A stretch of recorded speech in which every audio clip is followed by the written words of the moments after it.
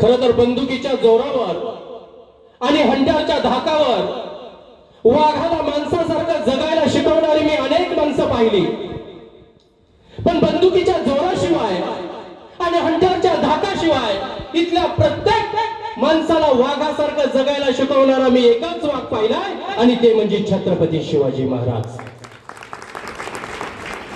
खरं तर देवाचं, देशाचं, धर्माचं रक्षण करण्यासाठी जेवढं रामायण महत्वाचं, जेवढं भागवत महत्वाचं, जेवढं महाभारत महत्वाचं ना, तेवढंच माझ्या छत्रपती शिवाजी महाराजांचं शिव महाभारत सुद्धा महत्वाचं. अरे हिंदू म्हणून जर जगण्याचा अधिकार आणि हक्क जर पाहिजे असेल तर छत्रपती शिवाजी महाराजांच्या विचाराशिवाय पर्याय नाही. खरं तर महाराज ह्या गेट मधून आत येताना तोफा, छत्रपती शिवाजी महाराजांचे पुतळे, खरं तर तुम्ही तरुण आहात महाराज, आणि हे तारुण्य धर्माच्या कामी आलं पाहिजे, हे तारुण्य देवाच्या कामी आलं पाहिजे, हे तारुण्य देशाच्या कामी आलं पाहिजे, आणि हे तारुण्य समाजाच्या कामी आलं पाहिजे. गड्या हे तारुण्य गेल्यानंतर सुद्धा ते जिवंत राहतं. अरे संसार प्रपंच याच्यामध्ये कितीही कमवा पण कीर्ती मर्यादित राहील. पण जे देवाच्या, देशाच्या, धर्माच्या आणि समाजाच्या रक्षणासाठी अरे स्वतःच्या आयुष्याची राख रांगोळी करतात ना, उत्तम रे कीर्ती मागे. खरं तर एक काळ असा होता की बोलणारा माणूस बोलायला लागला की ऐकणारा माणूस पेटून उठायचा. पण काळ आता इतका बदललाय की खुद्द बोलणारा माणूस पेटला तरी ऐकणारा माणूस थंडच असतो. त्यामुळे बोलणाऱ्याला काय बोलावं हे कळत नाही, तर ऐकणाऱ्याला काय ऐकावं ते कळत नाही. त्यामुळे मोठा घोळ होत असतो. खरं तर इतिहास घडवणारी माणसं इतिहास विसरू शकत नाही, आणि इतिहास विसरणारी माणसं इतिहास घडवू शकत नाही. हा एक इतिहास आहे. म्हणून मला म्हणावंसं वाटतं, ए सह्याद्री,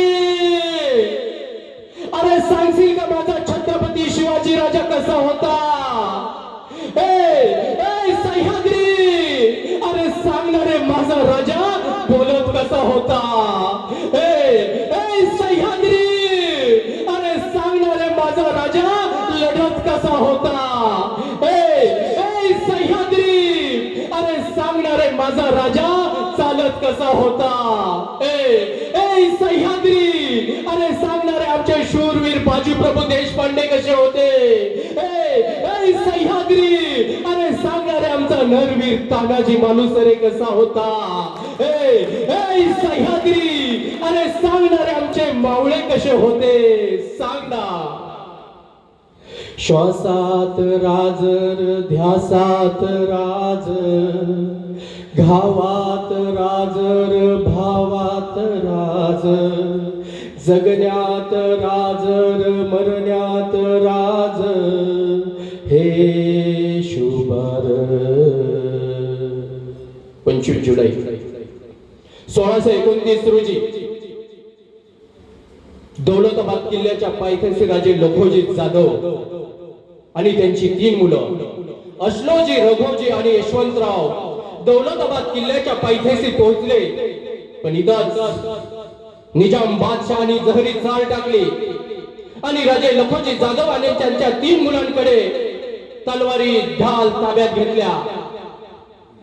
आणि राजे शहाजी राजे भोसले यांनी आपले सासरे मामासाहेब राजे लखोजी जाधव यांना छोटीशी कट्यार सप्रेम भेट दिली होती. त्यांच्यासोबत त्यांच्या 3 मेहुणे म्हणजे रघोजी, यशवंतराव आणि अश्लोजी यांना सुद्धा छोट्या छोट्या कट्यारी दिल्या होत्या. दरबारात बोलवलं गेलं आणि निजाम बादशाह त्या तख्तावरून बोलू लागला, आओ लखोजी आओ, कहा है तुम्हारा दामाद शहाजी राजे भोसले?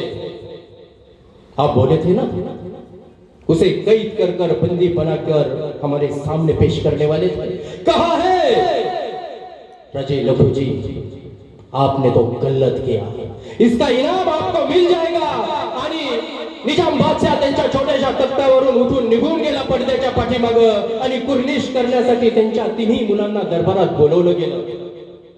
आणि कुर्निश करण्यासाठी कमरेपासून खाली वाकावं लागतं आणि त्याच वेळेस पडद्याच्या पाठीमागून मुकरब खान, मोती खान, हमीद खान अशी 10-12 समशेरी बाहेर निघाल्या आणि राजे लखोजी जाधवांच्या तिन्ही मुलांवर तुटून पडल्या आणि दौलताबाद किल्ल्यावर झालं रणधुमाळी चालू.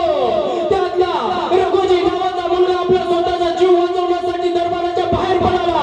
आबासाहेब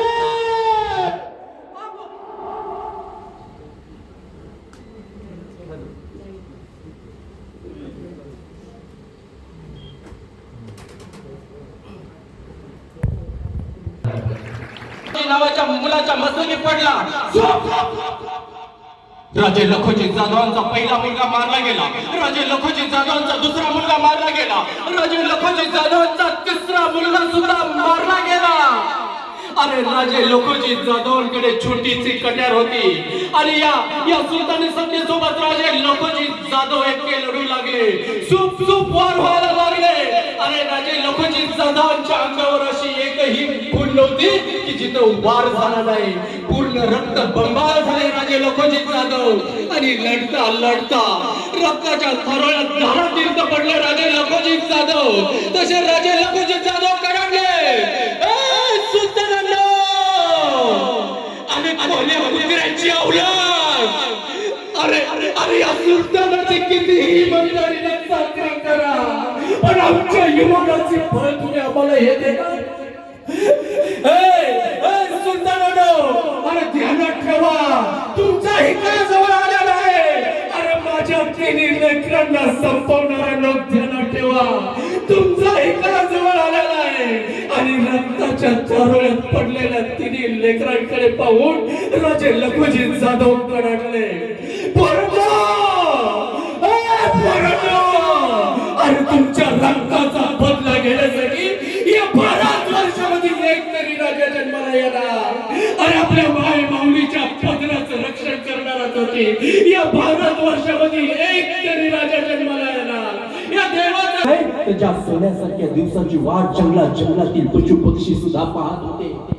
अरे या सोन्यासारख्या दिवसाची वाट जंगलाचा राजा वाघ सुद्धा पाहत होता. कारण या वाघाला सुद्धा भीती होती. कारण या सुलतान सत्तेला माया दया नव्हती. म्हणून जंगलाचा राजा राजाची वाट पाहत होता आणि सह्याद्री बोलू लागला. ए धरती हमारी है, ए लंबे लंबे नदियां हमारी है, ए ऊंचे ऊंचे पर्वत हमारे हैं, क्षेत्र हमारा है और हमारे क्षेत्र में आकर शत्रु हमें ललकार रहा है. उसे रोकना पड़ेगा. आणि सह्याद्री बोलू लागला. अरे कुणीतरी माझ्या खुशीमध्ये जन्माला यार. सह्याद्री बोलू लागला. अरे कुणीतरी माझ्या खुशीमध्ये जन्म घ्या. आणि खऱ्या अर्थानं सोन्याचा दिवस उजाडला. 19 फेब्रुवारी 1630 रोजी. अरे पूर्वेकडून सूर्य उगत होता, पश्चिमेकडे मावळत होता. रात्री 8 वाजता शिवनेरी किल्ल्यावर एक तेजस्वी सूर्यतारा जन्माला आला. ज्या सूर्यताऱ्याचं नाव होतं राजे शिवाजी. पुत्र झाला राजमाता जिजाऊ राणी साहेबांना, पुत्र झाला शहाजी राजांना, पुत्र झाला शिवनेरीला, पुत्र झाला सह्याद्रीला, पुत्र झाला महाराष्ट्राला. अरे या स्वराज्यात सगळीकडे आनंदाचा आनंद रे, सगळीकडे आनंदाचा आनंद. मानकोजी काकानं विश्वास पीळ मारली आणि रायका डंका वाजवला. अरे ऐका राजा जन्माला आला ना राजा. अरे आपल्या माय माऊलीच्या पत्राचं रक्षण करणारा राजा जन्माला आला. अरे आपल्या मंदिराच्या कळसाचं भगव्या झेंडाचं रक्षण करणारा राजा जन्माला आला. ए आदिलशाही, निजामशाही, मोगलशाही, इंग्रज, डच, अरे तुमच्या छातावर पाय देण्यासाठी तुमचा बाप जन्माला आला, तुमचा काय जन्माला आला. अरे स्वराज्यात आनंदाचा आनंद रे, सगळीकडे आनंदाचा आनंद. शिवनेरीवर कोण जन्माला आला? एकच राजा इथे जन्मला शिवनेरी किल्ल्यावर. एकच राजा इथे जन्मला शिवनेरी किल्ल्यावर. माझ्या देवाचं नाव गाजतंय गड किल्ल्याच्या दगडावर. माझ्या राजाचं नाव गाजतय गड किल्ल्यांच्या दगडावर. आठवण येते मना मनातून भगवा झेंडा दिसल्यावर. आठवण येते मना मनातून भगवा झेंडा दिसल्यावर. जात पातला धर्म मानिला जगला माणुसकीवर. पुन्हा जन्म घ्या अशी इच्छा शिव भक्तांच्या हृदयावर. हो पुन्हा जन्म घ्या अशी इच्छा भक्तांच्या हृदयावर. माझ्या देवाचं नाव गाजतय गड किल्ल्यांच्या दगडावर. माझ्या राजाचं नाव गाजतय गड किल्ल्यांच्या दगडावर. खरं तर महाराज, माझ्या राजाचं माझ्या देवाचं नाव गाजत आहे गडकोट किल्ल्यांच्या दगडावर. पण आज जर पाहिलं त्या गडकोट किल्ल्यांसाठी आपल्या मावळ्यांनी स्वतःच रक्त सांडलंय, रक्ताचे पाठ वाहिले, स्वतःच बलिदान दिलंय. पण त्याच गडकोट किल्ल्यावर जर आज पाहिलं मुलांनो, एक लव इकडून इकडे, शिकडून एक इकडे गर्लफ्रेंड, इकडे बॉयफ्रेंड, हे नाव महाराज. अरे राजांच्या स्वराज्यात आपण राहतोय, किल्ल्यांचं संवर्धन करायचं सोडून आपण चुकीचे कामं करतोय. इथून पुढे मुलांनो, तुम्ही तरुण आहात, तुम्ही विद्यार्थी आहात, पण भवितव्यात गडकोट किल्ल्यावर गेल्या तर गडकोट किल्ल्याचं संवर्धन करायचं. करणार का नाही? करणार ना?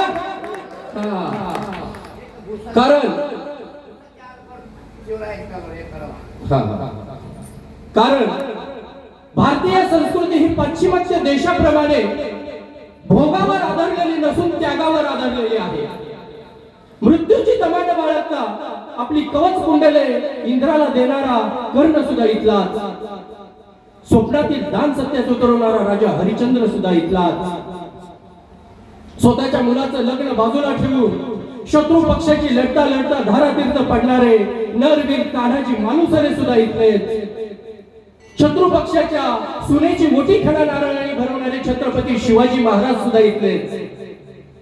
प्राण गेला तरी भेटतर पण माझा धर्म सोडणार नाही असं म्हणत हसत हसत स्वतःचं बलिदान देणारे धर्मवीर छत्रपती शिवाजी महाराज सुद्धा इथलेच.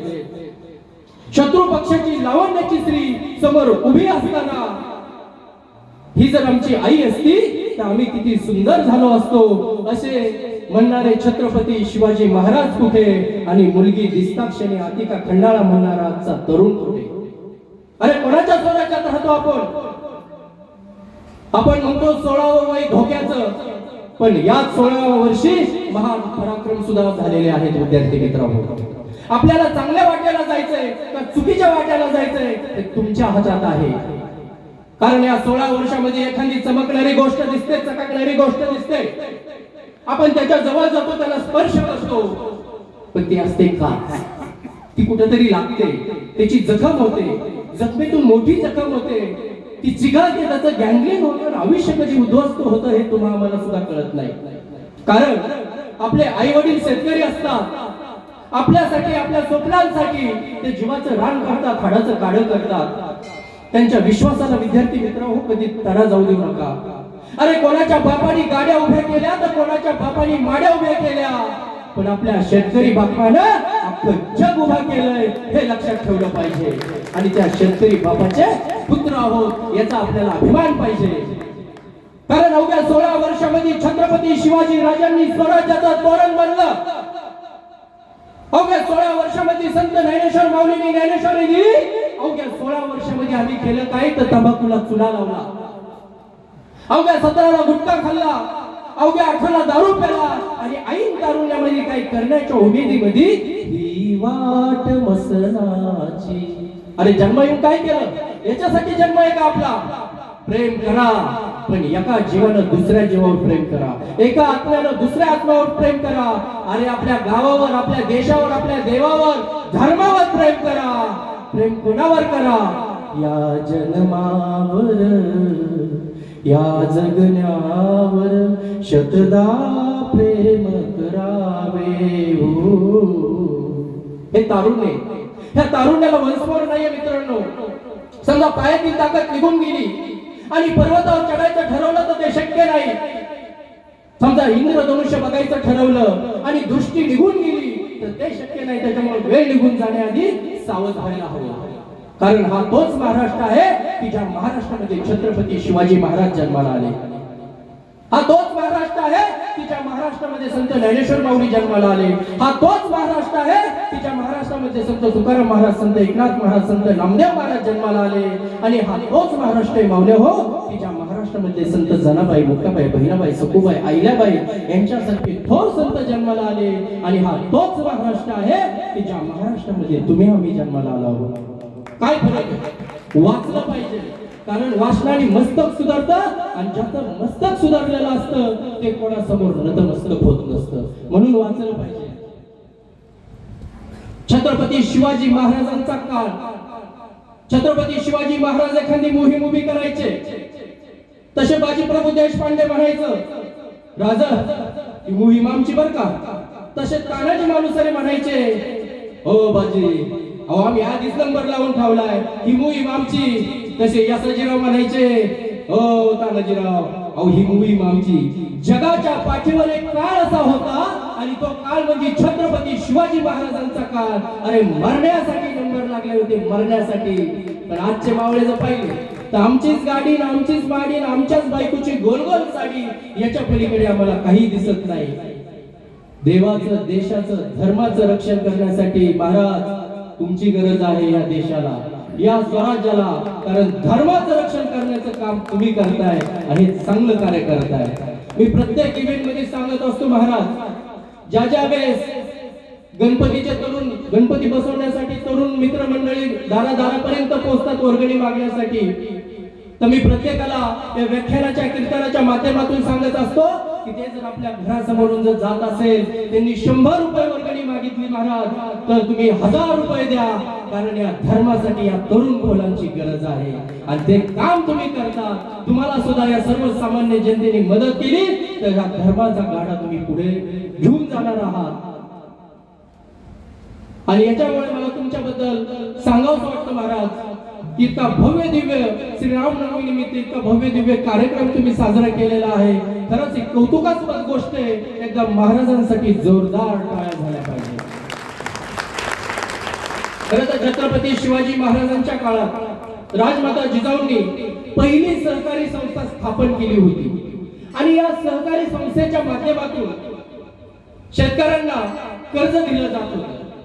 शेतकऱ्यांना कर्ज दिलं, प्रत्येक शेतकरी खुश झाला, सोन्यासारख्या शेतीची मशागत करू लागला आणि त्या शेतातून सोन्यासारखं पीक उगू लागलं.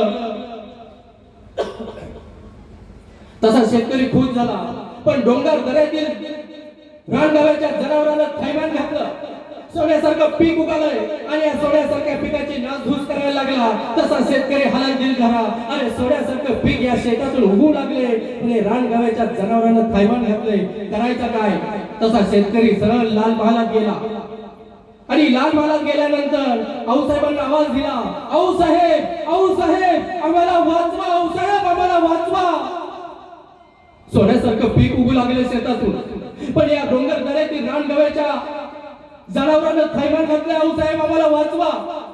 तसं आऊसाहेबांनी गावागावात दौंडी दिली आणि दौंडी देणाऱ्याला सांगितलं, अरे जो कोण या रानगव्याच्या जनावराला पकडेल त्याला सोन्याचं कडं दिलं जाईल.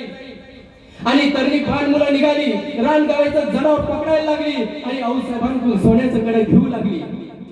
पण एके दिवशी रात्रीचे 2 वाजले होते. 9-10 तरणी बाण मुलं लाल महालात आली. आऊसाहेब, आऊसाहेब.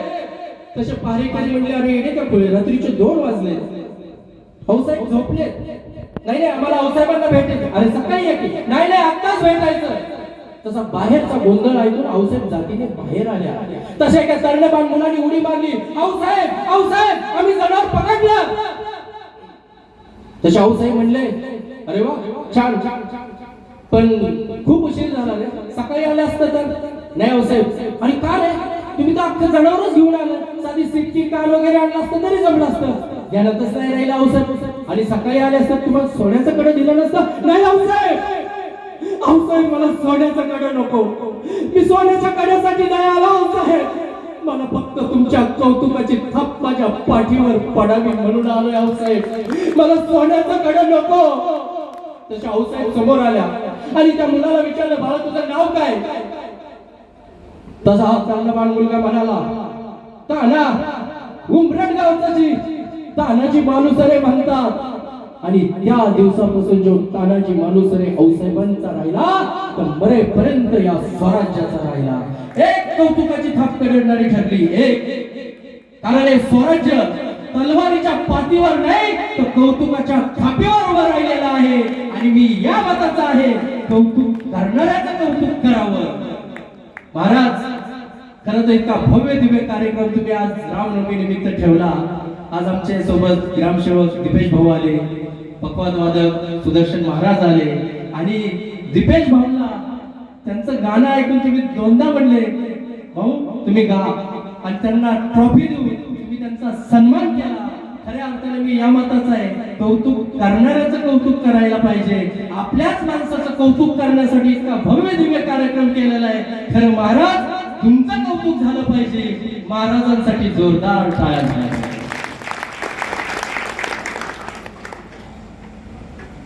खरं तर आपण म्हणतो वेळेचं नियोजन काय असतं.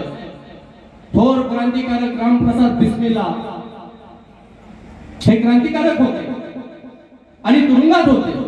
पण ज्या वेळेस तुरुंगात असायचे तर त्यांचा नित्यनेम होता रोज पहाटे उठणे, देवपूजा करणे, व्यायाम करणे. आणि ज्या दिवशी त्यांना फाशी दिली जाणार होती त्या दिवशी सुद्धा ते नित्यनेमाने सकाळी उठले, देवपूजा केली, अंघोळ केली, सगळं काही गोष्टी झाल्या, व्यायाम केला. पण ते जेलरने पाहिलं आणि जेलर हसले आणि रामप्रसाद बिस्मिल्लाकडे म्हणले, महाराज अहो 1 तासाने तुम्हाला फाशी दिली जाणार आहे, तुम्ही देवपूजा करताय, व्यायाम करताय, आता देव काही तुमची फाशी वाचवायला येणार आहे. त्यावेळेस रामप्रसाद बिस्मिल्ला सुद्धा हसले आणि म्हणाले, जेलर साहेब, जीवन हे आदर्श नियमांनी बांधलेलं असावं. जोपर्यंत श्वास आहे तोपर्यंत नेम पालनात बदल करणं योग्य नव्हे. प्राण जाण्याची वेळ आली तरी नेम पालन सोडू नये, हे यशस्वी होण्याचं गमक आहे. लहरों की डरने वालों की नाव कभी पार नहीं होती आणि कोशिश करने वालों की कभी हार नहीं होती, कभी हार नहीं होती. कोशिश केलं पाहिजे. कारण ते म्हणतात ना, ज्याच्यात आहे स्वप्न पाहण्याची हिंमत, भाग्य देते त्यांनाच किंमत. कारण स्वप्न पाहायला सुद्धा हिंमतच लागते. आयुष्यात मित्रांनो, आयुष्यात कधी खचून न जाता विश्व निर्माण करायला शिकलं पाहिजे. आपल्या आईवडिलांना कौतुक वाटेल, आपल्या गावाला, आपल्या देशाला कौतुक वाटेल असे कर्तृत्व स्वतःमध्ये निर्माण केले पाहिजे. कारण गरिबाच्या पोटी जन्म घेणं हे आपल्या हातात नाही, पण जन्म येऊन काहीतरी सार्थक करणं हे मात्र नक्कीच आपल्या हातात आहे. कारण माणसाला श्रेष्ठत्व त्याच्या जातीने नव्हे तर त्याच्या गुणांनी प्राप्त होत असते आणि ते गुण आपण प्राप्त केले पाहिजे. नाही म्हणून रडत बसू नका. नाही म्हणून रडत बसण्यापेक्षा आहे त्यातून कशी प्रगती साधता येईल हे ध्येय तरुणांनी डोळ्यासमोर ठेवलं पाहिजे. खरं तर माझा आजचा विषय म्हणजे छत्रपती शासन. वेळ झालेला आहे, सगळे निवेदनबद्ध कार्यक्रम आहे, पण जो माझा मेन विषय तेच तुम्हाला सांगणार आहे आता. छत्रपती शासन काय होतं, माझ्या राजाचं शासन काय होतं. असंच सह्याद्रीच्या दरी खोऱ्यात पुनवडी गाव होतं. पुनवडी पूर्वीचं गाव, पण आताचं पुणे. या पुनवडी गावापासून 31-35 किलोमीटरवर सह्याद्रीच्या दरी खोऱ्यात एक छोटस गाव होतं. त्या गावाचं नाव होतं राजा.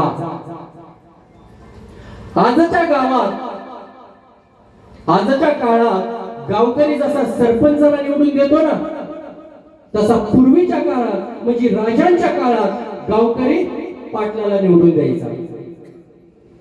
आणि असाच रांजा गावात एक पाटील होता, ज्या पाटलाचं नाव होतं बाबाजी भिकाजी गुजर पाटील. हे बाबाजी भिकाजी गुजर पाटील हे वैदिक ब्राह्मण होते आणि विजापूरच्या आदिलशहाने त्यांच्याकडे पाटीलकी सोपवली होती.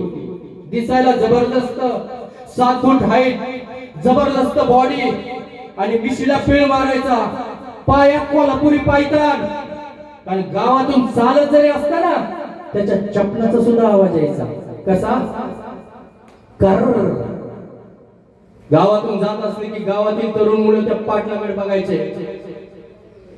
असाच फेरफटका मारण्यासाठी आपल्या शेतातून पाटील निघाले, बांधावरून चालत होता. आणि बांधावरून चालत असताना वाऱ्याची झुळूक यायची. आणि बाजरीच्या कणसावर कणीस आदळायचं, तसा कणसाचा सुद्धा आवाज यायचा मला. कसा? खळ खळ खळ खळ खळ खळ. आणि पाटील आपल्याला आपला बोलायचा, वा याला म्हणतात धान्य पाटलाचं. अरे पण सांगतो कोणाला? आणि पाटील आपल्या नादात बांधावरून चालू लागला. आणि शेजारच्या बांधावर एक 17 वर्षाची तरुण मुलगी बस बघावा आणि बघतच राहावं अशी ती मुलगी बापाकडे आली होती. बापाचं नाव रामजी खोरे. कपाळावरचं कुंकू पुसलेलं त्या माऊलीचं. बापाच्या बांधावर गवत कापत होती आणि त्या माऊली सोबत तिचा 10 वर्षाचा भाऊ समोर लिंबाच्या झाडाखाली खेळत होता. आणि ह्या पाटलाची नजर त्या माऊलीच्या देहावर पडली. पाटलाचं मस्तकच बदललं. बहुत खूप. आता मात्र तो बाबाजीराव त्या माऊलीच्या दिशेनं चालू लागला. तशा त्या माऊलीला एक चाहूल लागली, माझ्या पाठीमागं कुणीतरी माझा पाठलाग करतंय. पण त्या माऊलीला वाटलं असेल कुणीतरी माझा भाऊ वगैरे.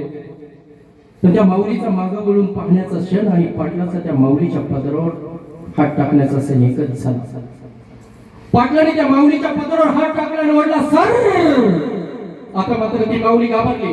नाही पाटील, नाही पाटील, माझ्या पदरावर हात टाकू नका हो पाटील. पाटील, माझं सोन्यासारखं चरित्र माझ्या पदरावर हात टाकू नका. स्वतःच्या भावाला हात मारला. पण गणू आपल्या ताईपर्यंत येईपर्यंत या बाबाजीरावनं त्या माऊलीच्या पदरावर हात टाकला. बाबाने थोबाड मी उचकायचं नाही. अगं राज जागाव आमचं बटेक. आम्हाला जसं आमच्या गावाशी वागायचं तसं आम्ही वागू. थोबाड उचकायचं नाही. पाटील पाटील पाटील पाटील, मी तुमची नीती सारखी हो, माझ्या पदरावर हात टाकू नका. तोपर्यंत तो 10 वर्षाचा गोनोजी त्या माऊलीचा भाऊ आला आणि आपल्या ताईला त्या पाटलापासून दूर करू लागला आणि पाटलाला आपल्या ताईपासून दूर करू लागला. तसं त्या पाटलाने 5 बोट एकत्र केले आणि त्या 10 वर्षाच्या गोनोजीच्या थोबाडात पडली. जागेवर तो 10 वर्षाचा गोनोजी बेशुद्ध पडला. आणि वरून पाटील म्हणाला, बम बम करशील तर कत्तल करून टाकेल. आणि इथं ही माऊली म्हणू लागली, पाटील असं नका करू, माझं सोन्यासारखं चरित्र आहे. अहो काय काय बघेल.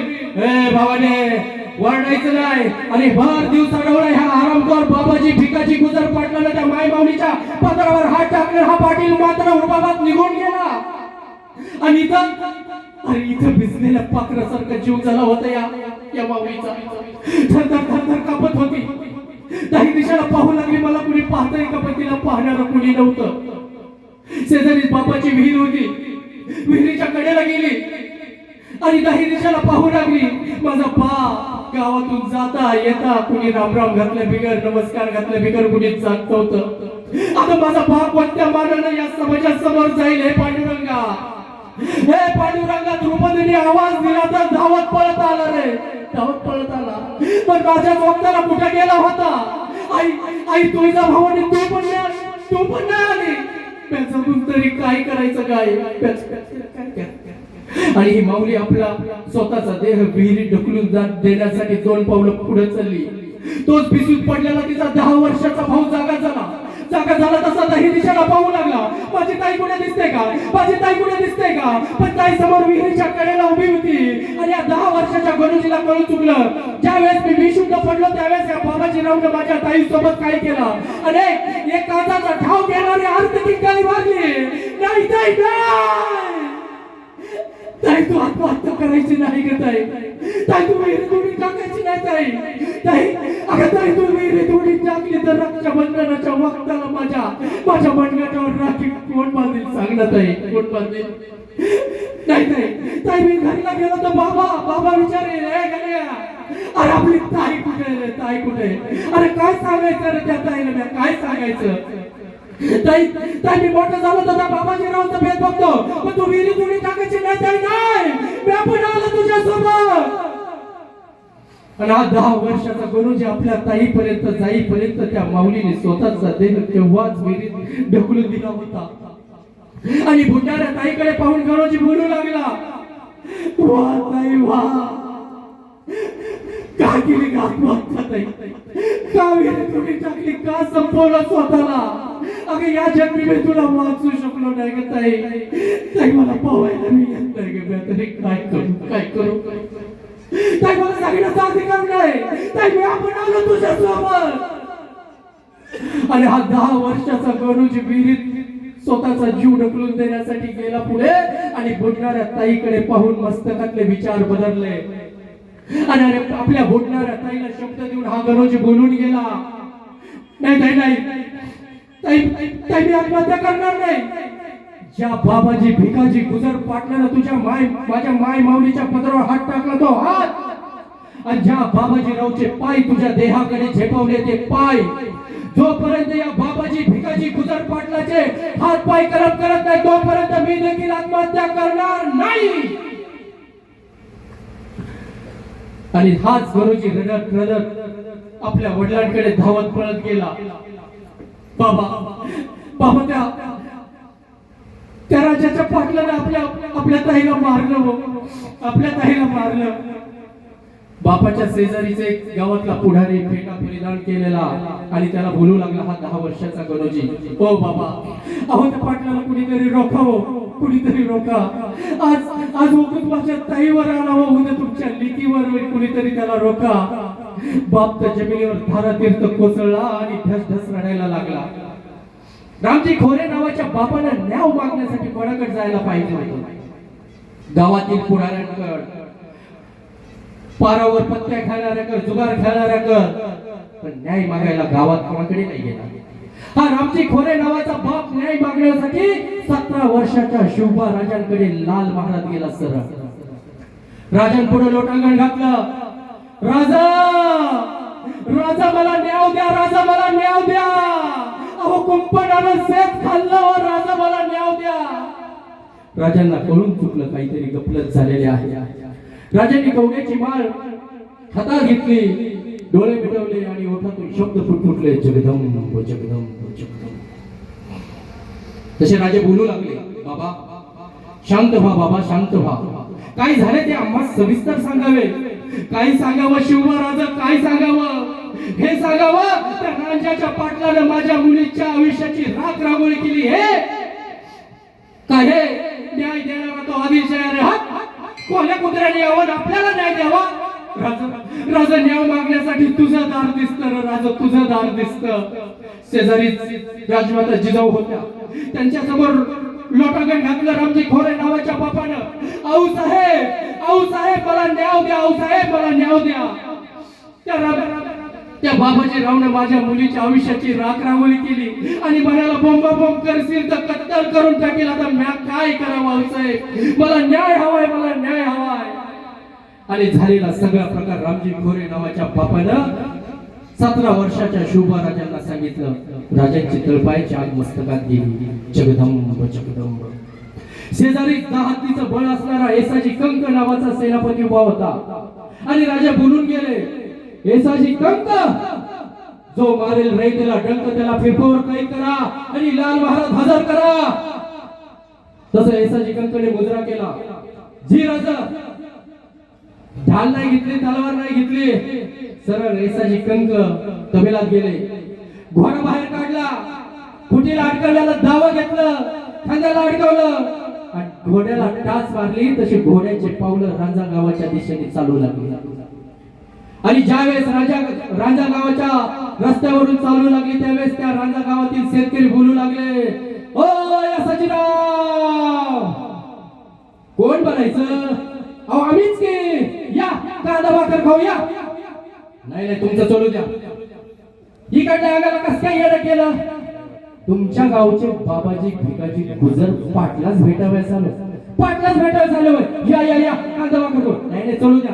आता आमच्याकडे मोबाईल नाही, मॅप नाही, इंटरनेट नाही. पत्ता सांगा पत्ता. अहो नदीच्या पाण्यात चिरेबंदी वाडा बांधलेला आहे. तशी घोड्याला पुन्हा टाच मारली आणि पाटलाच्या वाड्याच्या दिशेने घोड्याची पावलं चालू लागली. तसं पाटलाचा हेर धावत पळत आला. अहो पाटील पाटील पाटील पाटील, लपा लपा लपा. अहो शिवाजी राजाचं धरण आलंय, लपा. अरे पाटलाच्या कॉर्नरला हात लावायची कोणाची हिंमत नाही. काय म्हणे शिवाजी राजाचं धरण आलं. अहो पाटील खरं सांगतोय लपा हेर निघून गेला. तसं बाबाजीराव आपल्या बायकोला हाक मारतोय, आणसे ए आणसे अगं थोबाडे काय बघती कवट लाव कवट आगाला. तोपर्यंत येसाजी कंक दारात हजर झाले. ते काय तुमच्या आमच्या सारखे होते काय? पाटील ओ पाटील. यासाजीरावने कधीच वाजवली नाही. घोड्याची लगाम खिचली तसा दरवाजा कर. पाटील झोका झुलत बसला होता. पाटील यासाजीरावकडे पाहतात आणि यासाजीराव पाटलांकडे पाहतोय. तसे पाटील म्हणालाय, हो यासाजीराव अहो गरीबाला जगू द्या. तुम्ही तर आमचे पाठ कावट बोलायला लागले. या तुम्ही आमचे पाहुणे काय यासाजीराव काय घेणार? गरम गरम दूध केसर टाकून काजू बदाम टाकून. तसा बायकोला हाक मारतो, आणसे आणसे अगं यासाजीराव आले. काय त्यांचा चहा पाणी आहे का नाही? दूध गरम कर केसर टाकून दूध गरम कर. काय यासाजीराव घेणार का नाही दूध? या गरमा गरम इडा. तसे यासाजीराव बोलले, पाटील आम्हाच ते तुमचा इडाही नको ना आम्हाच ते तुमचा पाहुणचाही नको. बोला यासाजीराव कस काय येणं केलं? पाटील राजे शोभाराजांनी तुम्हाला लालबागात बोलवलं. यासाजीराव रांझा गाव आमचं फटीक आणि आमचे गावचे पाटील आहोत. असं कुणीही बोलावलं आम्ही येत नसतो. आम्ही वैदिक ब्राह्मण आहोत. अरे आमच्यावर हुकूमत चालती की आदिलशाहची. असं कुणीही बोलावलं येत नसतो. सांगा तुमच्या शुभराजांना तुमचं काम आमच्याकडं आमचं नव्ह. कसं पाटील म्हणील तसं. आता मात्र यासाजीरावची तळपायची आग मस्तकात गेली. यासाजीरावने खाद्यावरचं दाव काढलं आणि पाटलाचे हात बांधले पाय बांधले गोड्यावर आडवा टाकला. जय हरी डायरेक्ट 17 वर्षाच्या शिवबा राजांसमोर हजर केला. बाबाजी भिकाजी गुजर पाटील पाटील शिवबा राजांकडे पाहतात आणि 17 वर्षाचे शिवबा राजे पाटलांकडे पाहतात. तसे शिवबा राजांनी कवड्याची माल हातात घेतली, डोळे मिटवले आणि ओठातून शब्द फुटफुटले, जगदंब जगदंब जगदंब. बाबाजी भिकाजी गुजर पाटील आपणच. बाबाजीराव तुम्ही अधिकारी माणसं. पाटील म्हणजे गावाचा आधार. सुद्धा 45 वर्षाचे वडीलधार माणसं समजून घ्यायचे नाही. तसे बाबाजीराव बोलू गेले. शोभाराज मस्त घालवायचं काम. बाबाजीराव ही आदिलशाही नाही, हे निजामशाही नाही, ही मोगलशाही नाही, ही शिवशाही आहे हे लक्षात ठेवावे. आणि शोभाराजे म्हणले आता या बाबाजीरावचं काही जास्त टाइमपास करण्यात काही मजा नाहीये. शेजारी येसाजी कंक होते आणि येसाजी कंकला आदेश दिला, येसाजीराव बाबाजीराव आपले पाहुणे त्यांचा पाहुणचार करावा. ज्या माई माऊलीच्या पदरावर ह्या हरामखोर बाबाजी भिकाजी गुजर पाटलाने हात टाकला तो हात, आणि ज्या माई माऊलीच्या देहाकडेचे पाय झेपावले ते पाय, या बाबाजी भिकाजी गुजर पाटलाचा चौरंगा करा चौरंगा. आता मात्र बाबाजीरावचे इंडिकेटर लागले आणि बाबाजीराव शुभराजांना शरण आला. राजा माझं चुकलो, मी माफी मागतो राजा, मला माफ करा. मला माहिती आहे राजा, शरण आलं की तुम्ही मरण देत नाही. खामोश. शरण आलो की आम्ही मरण देत नाही तेवढेच खरं, पण ते शत्रूच आहे. बाबाजीराव तुम्ही तर आपलीच माणसं आणि आपल्या माणसाने असे कसे वागायचे?